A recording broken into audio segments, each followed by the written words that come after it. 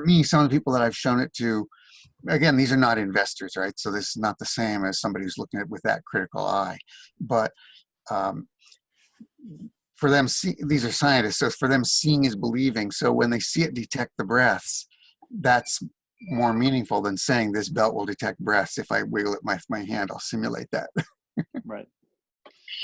You know, Craig, I think what you've just said is that the way you've integrated the or built the Snore program is it's not just the sound, which I've been using to demonstrate snore. In other words, when I snore to simulate snoring during my demo, I point to the spectrograph at the bottom because it shows a very distinctive fingerprint, if you will, or trace when you snore. It's repetitive.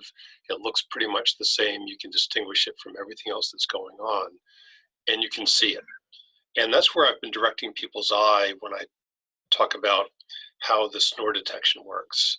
But I think what you're saying is something a little bit somewhat different, which is that the program will indicate snoring per se if you have inhalation going on with the belt.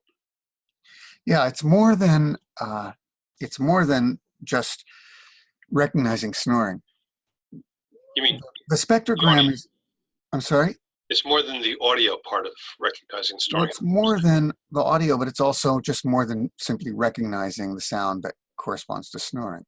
So the spectrogram is very interesting and useful, and that's why I put it there. And sometimes I would double click on the spectrogram and blow it up, let it float out and get bigger. You can fill the screen with it if you want.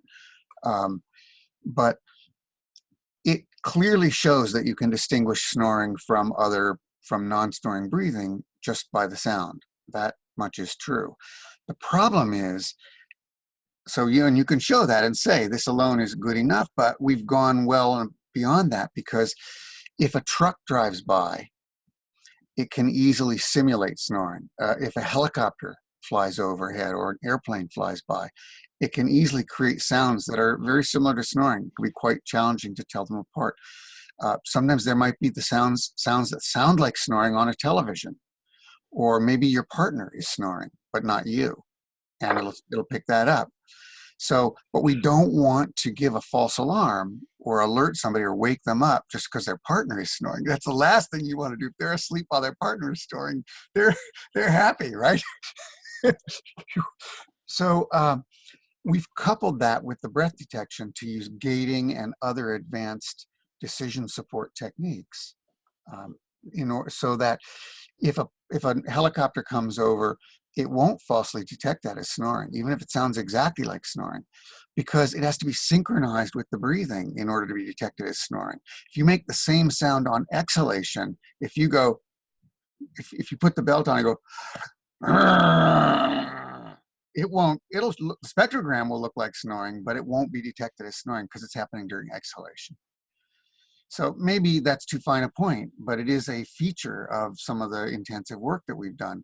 We've gone, way beyond the naive kind of concept that you might think could be done in an iPhone app. iPhone app can hear sounds and it sounds like snoring, but it will have false positives all the time. It will wake people up 20, 30 times a night when it shouldn't, because it will falsely detect snoring every time there's a sound that's similar to snoring in the room, no matter whether it was you snoring or not. But our system won't do that. Jason, did you write that down? No, Jason isn't writing it down. No, I got it though. He's just chilling. It was Dr. Fiat had talked about that when we were visiting in October. Yeah, and he had talked about the snore noise being on the inhalation, and that the only way to get it to recognize it had to be on the inhalation, not on the exhalation. Right. That's the way to rule out false positives, to prevent false positives. Right. And false positives are a big problem in the snore detection industry, a huge problem. That's why most people discontinue the use of their snore management products, false positives.